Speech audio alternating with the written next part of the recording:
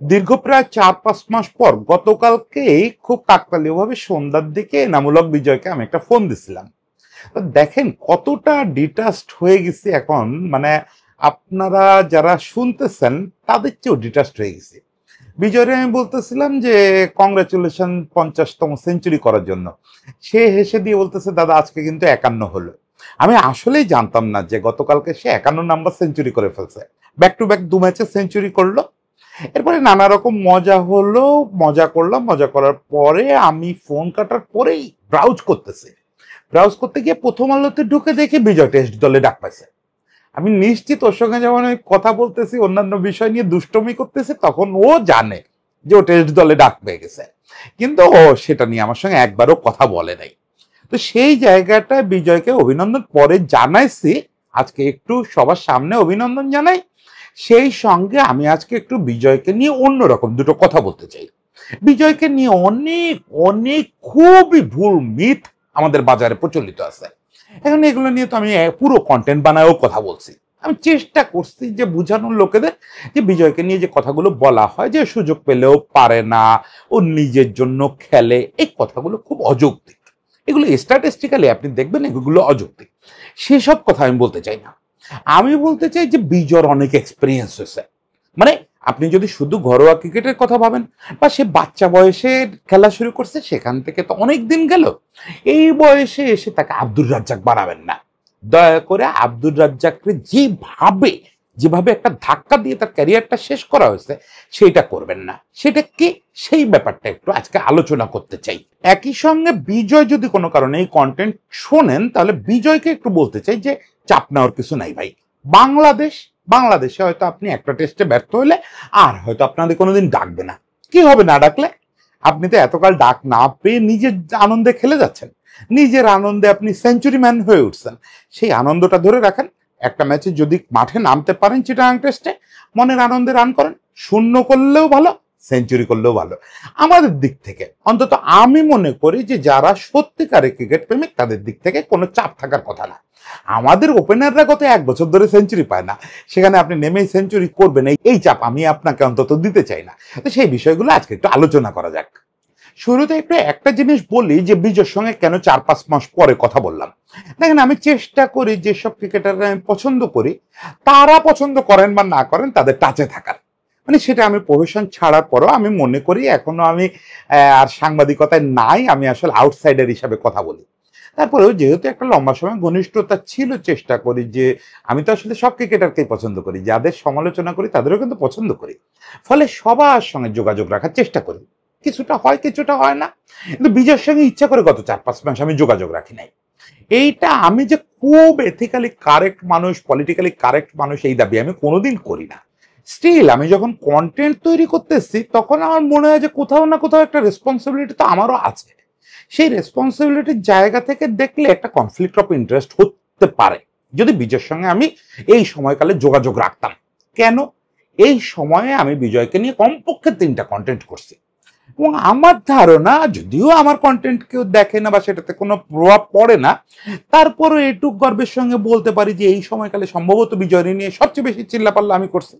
কারণ আমার কাছে মনে হচ্ছে যে এর আগে আমাদের ইতিহাস যেভাবে সিনিয়র ক্রিকেটারদের অবমাননা করছে, শাহরিয়ার নাফিস, তুষার ইমরান, রাজ্জাক, নাইম ইসলাম, কতজন, এনাম জুনিয়র, কতজন আমাদের সিনিয়র ক্রিকেটার পারফর্ম করেও টেস্ট দলে আসতে পারে নাই, টেস্ট দলে তারা সেই সম্মানটা পায় নাই। সেই পরিণতি বিজয়েরও হচ্ছে দেখে কষ্ট লাগতো, ফলে প্রতিনিয়ত চিৎকার করছি, যতটুকু পারি ভয়েস রেজ করছি। এখন এই ভয়েস রেজ করা অবস্থায় আমি যদি বিজয়ের সঙ্গে যোগাযোগ রাখতাম তাহলে নিজের ভিতরে একটা ধারণা তৈরি হতো এবং বিজয়ের ভিতরেও একটা ইনফিনিটি কমপ্লেক্স ঢুকতে পারতো যে দাদা বোধহয় আমার সঙ্গে যোগাযোগ আছে তাই এই কন্টেন্ট করে। ফলে এইখান থেকে আমি আর বিজয় মুক্ত থাকতে চাইছি। বিজয় জানি না কিভাবে দেখেন বিষয়টা, আমি মুক্ত থাকতে চাইছি। গতকালকে ফোন দেওয়ার সময় আমি আসলে ফোন দিছি এই কারণে, আমি ধরে নিছি আপাতত আর এইসব চিল্লাপাল্লায় কাজ হচ্ছে না। যত যাই বলে আসলে আসলে নির্বাচকরা তাদের জায়গায় স্থির আছেন, ফলে এই চিল্লাপাল্লায় আর কাজ হবে না। ফলে এখন আবার বিজয়ের সঙ্গে কথা বলাই যায়। কিন্তু আমি বুঝতে পারি নাই যে আমাদের নির্বাচকরা আসলে শেষ পর্যন্ত এইভাবে পলিসি বদলাবেন। এই জন্য শুরুতে আমি আসলে একটু বড় ধন্যবাদ দিতে চাই আমাদের লিপু ভাইকে। দেখেন কেউ 1 পা পানিতে নামলে, কেউ 1 পা আগাইলে আমি তার দিকে 3 পা আগায় যাইতে রাজি। আমি আগায় যেতে চাই। আমি সব সময় মনে করি যে আর লিপু ভাই, ফারুক ভাই এদের উপরে আমার বক্তৃতা তো আপনারা জানেন। ফলে তারা যখন পলিসি চেঞ্জ করছেন, তারা যখন মনে করছেন যে ওকে আমরা গত 1.5-2 বছর ধরে এই যে 3 ওপেনারকে আমরা সুযোগ দিয়ে যাচ্ছি, তারা তো আমাদের কোনো রিটার্ন দিতে পারতেছে না। ফলে আমাদের বিকল্প ভাবতে হবে। Good decision, very good decision. আমি ওই এগোর জায়গা থেকে বলতেছি না যে আমি কদিন আগে কন্টেন্টে বলছি যে এই টিম নিয়ে আপনারা চিটা যায়েন না, গেলে সেটা অন্যায় হবে। সেই কথা যে রাখা হয়েছে সেটা নিয়ে আমি কথা বলতে চাই না। আমি কথা বলতে চাই যে তারা নিজেদের মতো করে ভাবছেন, এই ভাবাটারে আমি স্যালুট দিতে চাই। এবং সবচেয়ে বড় কথা, সেটার ফলে আমাদের বিজয় টিমে আসছে। এখন বিজয় টিমে আসাটা খুব সিগনিফিক্যান্ট ঘটনা। সেটা কেন ঘটনা সিগনিফিক্যান্ট সেটা একটু শেষ দিকে বলি। তার আগে একটা দুটো লাইন অন্তত বলা দরকার যে বিজয়ের নিয়ে যে বাজে মিথগুলো আছে। প্রথমত বলা হয় যে বিজয় শুধু ঘরোয়া ক্রিকেটে রান করতে পারে, ইন্টারন্যাশনালে পারে না। এই কথাগুলো যারা বলেন তারা না স্ট্যাটিস্টিক্স দেখেন ঠিক মতো, না হিস্ট্রি দেখেন। ক্রিকেটে স্ট্যাটিস্টিক্স হিস্ট্রি দুটোই আপনাকে দেখতে হবে। শুধু স্ট্যাটিস্টিক্স দেখলেও হবে না, শুধু হিস্ট্রি দেখলেও হবে না। প্রথমত স্ট্যাটিস্টিক্স যদি দেখেন, ওয়ানডের কথা যদি আপনি ভাবেন, আমি প্রথমেই কিন্তু দেখেন বিজয় যতই টি-20 ঘরোয়া ক্রিকেটে রান করুক, ও রান করার ভঙ্গির কারণে আমি ওরা কখনো টি-20তে নেওয়ার পক্ষে না। ফলে আমি কথা বলবো শুধু ওয়ানডে এবং টেস্ট নিয়ে। ওয়ানডেতে যদি দেখেন, ও যতদিন ধারাবাহিকভাবে সুযোগ পাচ্ছে ততদিন পর্যন্ত ওই সময় বাংলাদেশের সেরা ব্যাটসম্যান ছিল। মানে সেটা হচ্ছে 2015 সাল পর্যন্ত। 2015 বিশ্বকাপে একটা অ্যাক্সিডেন্টের শিকার হলো, একটা ইনজুরি নিয়ে দেশে ফিরে আসলো। তারপর থেকে সে কিন্তু আর কখনো নিয়মিত সুযোগ পায় নাই। বেশিরভাগ ক্ষেত্রে যেটা হয়েছে যে টানা এক সিজন ঘরোয়া ক্রিকেটে 1000-1500 রান করছে, ডাকা হয়েছে, 2 ম্যাচ খেলতে দেওয়া হয়েছে, 2টা ম্যাচ ড্রপ করা হয়েছে, তারপরে 1 ম্যাচ খেলা হয়েছে, মোট 3 ম্যাচ খেলানোর পরে বিজয় পারে না। ভাই এটা কোনো খেলানোর প্যাটার্ন? হ্যাঁ, অনেক খেলোয়াড় আছে ডাক পেয়ে প্রথম ম্যাচেই সেঞ্চুরি করে ফাটায় দেয়। এখন সবাই সেটা হবে না রে ভাই, কারণ সেটেল হইতে একটু টাইম লাগে। আর একটা ছেলে যখন সে 17-18 বছর বয়সে জাতীয় দলে শুরু করছিল, সে পিচ্ছি বিজয় তো এখন আর নাই। এখন ওর বয়স হয়েছে, ম্যাচুরিটি আছে, একটু অন্যভাবে ভাবে। সেই সময় নামেই সেঞ্চুরি করে ফেলছে, দুমদাম মারছে। সেই সময় পাকিস্তানের বিপক্ষে কি এক সেঞ্চুরি করলো, সেই বিজয় তো নাই। ফলে ওর এখন সেটেল হইতে হয়তো একটু সময় লাগে। তারপরে এখন টিমে যারা আছে অনেক বদলে গেছে না চেহারা। ও যখন শুরু করছিল ও ছিল ছোট ভাই, ও সবার ছোট ভাই। তখন মাশরাফিরা হচ্ছে টিমের মেম্বার, সেখানে ও ছিল সবার ছোট। এখন টিমে যখন ও ডাক পায় তখন তো টিমের সিনিয়র মেম্বার ও একজন। ফলে ওকে একটু মানায় নিতে সময় দিতে হয়। 2-3টে ম্যাচ তো অন্তত দিবেন আপনি, টানা দেওয়া হয় নাই কখনোই। 2015 সালে পরে আপনি স্ট্যাটিস্টিক্স করেন, কখনো টানা 3টা সিরিজ বিজয় খেলতে পারে নাই। এবং সেই যে 2টো সিরিজ খেলছে সেখানে সবগুলো ম্যাচ খেলে নাই। সর্বশেষ তো 2024 সালে একটা ম্যাচ খেলছে। 2023-এ খেললো 4টা ম্যাচ, 2024-এ খেললো একটা ম্যাচ। তার মধ্যেও 47-43 এরকম রানের ইনিংস আছে। আমি এটা ধরতেছি না। তারপর এই প্যাটার্নে চান্স পাওয়াটারে আপনি চান্স পাওয়া বলেন? ওকে, ফরগেট অ্যাবাউট ওয়ানডে। এবার টেস্টের কথায় আসেন। কয়টা টেস্ট খেলছে?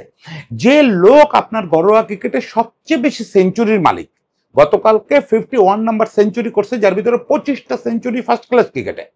আপনি ফার্স্ট ক্লাস ক্রিকেটে যতই তুচ্ছ-তাচ্ছিল্য করেন বাংলাদেশের, এছাড়া তো আর বাছাই করার কোনো ফরম্যাট নাই। এমন তো না যে আমাদের বাকিরা রঞ্জি ট্রফিতে খেলে, কেউ কেউ কাউন্টি খেলে, কেউ শেফিল্ডে খেলে। সবার তো ঘুরে ফিরে এই ভরসা এনসিএল। সেই এনসিএল আপনার সেরারাও তো খেলতেছে, তারাও তো এত রান করতে পারতেছে না, তারাও তো এত সেঞ্চুরি করতে পারতেছে না। এখন সেই ছেলেটার তাহলে মূল ফরম্যাট তো আর কথা টেস্ট। সেখানে সে তার জীবনে টেস্ট খেলছে 10টা, এবং সেটাও সর্বশেষ খেলছে 2022 সালে। কখনো টানা 3টা টেস্ট খেলতে পারে নাই। টানা 3টা টেস্ট যে লোক খেলতে পারে নাই, তার পারফরমেন্স দেখে, তার 10 টেস্টের ক্যারিয়ার দেখে আপনি এই দাবি করবেন যে ও পারে না, বা ও ওখানে গেলে আর পারে না, শুধু ঘরোয়া ক্রিকেটে পারে?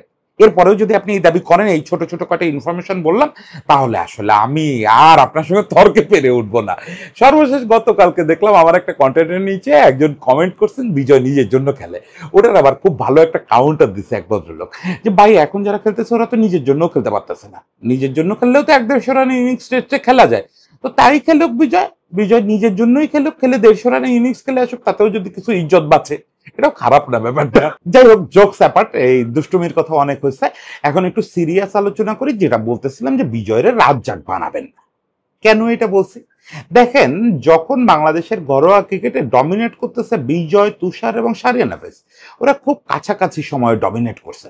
এবং এনামুল হক জুনিয়র, আমি বারবার এনামের কথা ভুলে যাই, ও লন্ডনে চলে গেছে, তো চোখের সামনে না থাকলে মানুষ মানুষের কথা ভুলে যায়। সেই সময়টা এই 4জনেরই উচিত ছিল টেস্ট দলে ডাকা, কোনো সন্দেহ ছাড়া।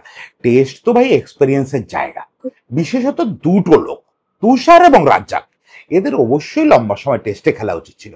কারণ কি, এরা দুইজন যখন সেই আদিকালে ওয়ানডেতে খেলছে তারপর থেকে এরা নিজেদের অনেক বদলায় ফেলছিল।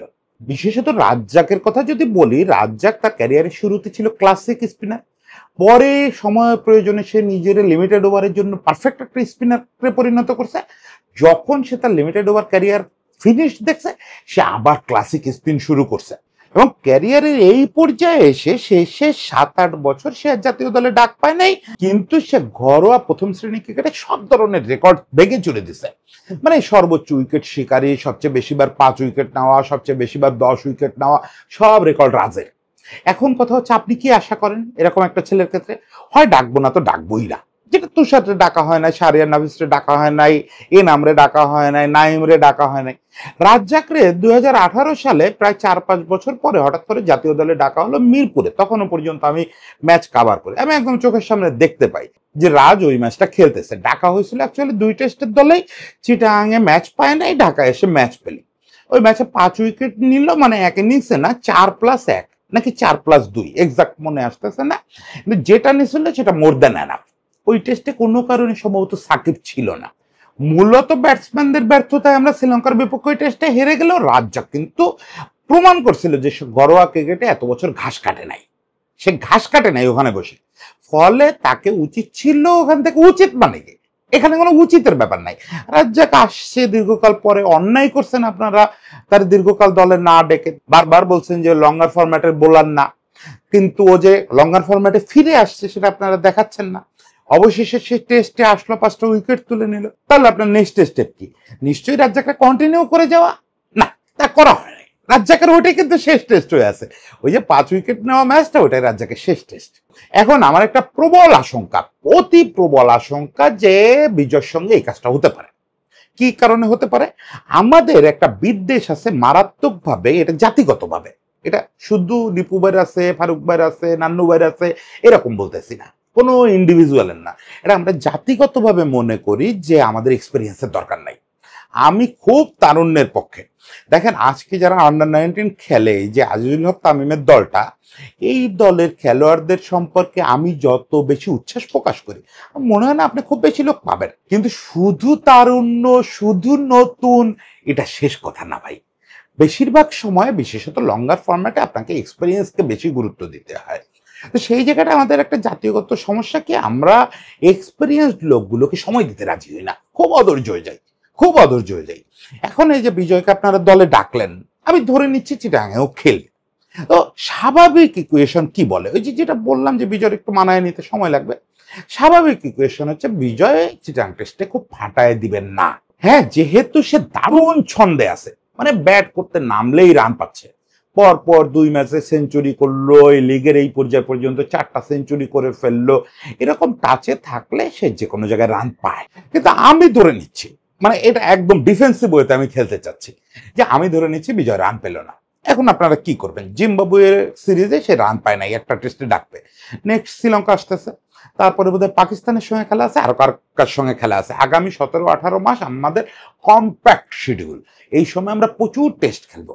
তাহলে কি বিজয়ের এটা আবার শেষ টেস্ট হয়ে যাবে? যেমন করে সে 2022 সালে এসে একটা টেস্ট খেলছিল, সেটাও বোধহয় 7-8 বছর পরে এসে।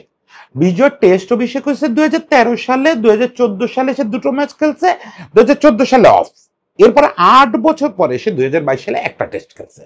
আমাদের প্লেয়ার জাজ করার কি ক্ষমতা দেখেন, আমাদের ম্যানেজমেন্ট একটা এখন ম্যাচ খেলায় বুঝতে পারে যে এই ছেলের যদি হবে কি হবে না। ওরে বাবা, এত বিস্ময়কর ক্ষমতা দিন দুনিয়ার আর কারো নাই। ফলে 2022 সালে তার একটা ম্যাচ খেলায় আমরা বুঝছি এর দিয়ে আর হবে না, এই 2025 সাল পর্যন্ত হয় নাই।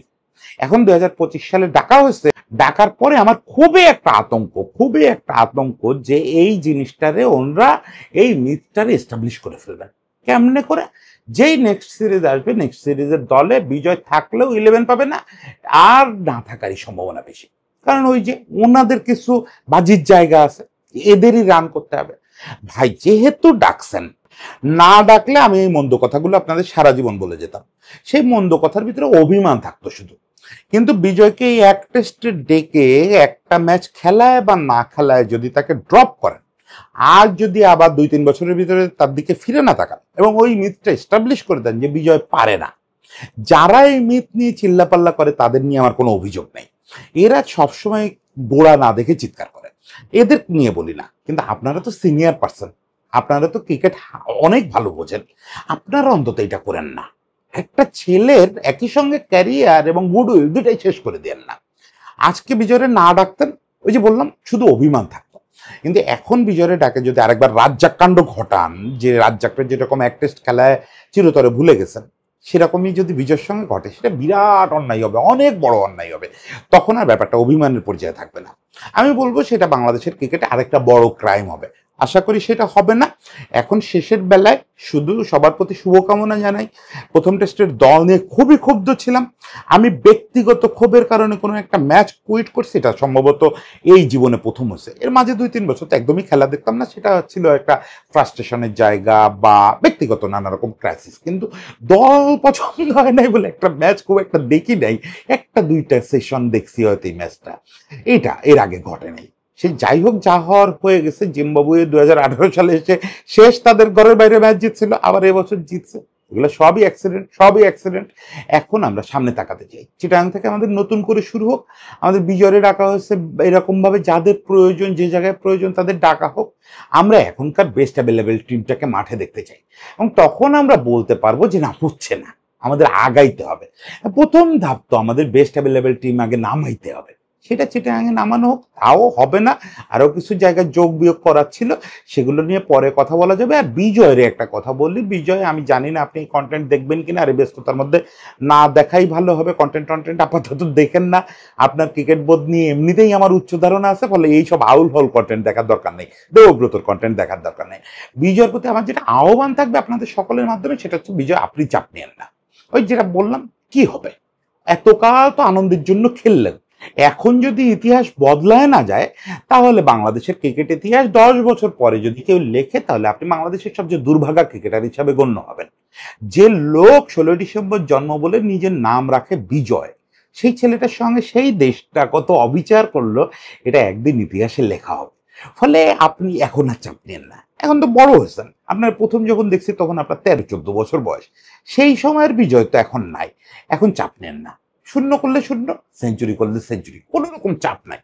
আমি জানি না সারা দেশ কিভাবে দেখবে ব্যাপারটাকে, কিন্তু আমি ব্যক্তিগতভাবে মনে করি যে প্রত্যেকের এইভাবে দেখা উচিত, যে বিজয় আসছে, বিজয় করেই আসছে। বিজয় গত 4-5 বছর, 6-7 বছর ধরে ঘরোয়া ক্রিকেটে ডমিনেট করতেছে কোনো রকম রিওয়ার্ড ছাড়া।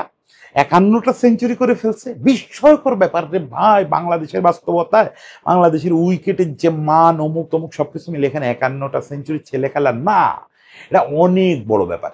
সেটা করে আসছে, এখন রান করলে করুক, না করলে নাই, না করলে বাদ পড়ে যাবে, নতুনরা এসে জায়গা নেবে। সবার জন্য শুভকামনা, বিজয়ের জন্য অনেক প্রার্থনা থাকলো। সবাই ভালো থাকবেন।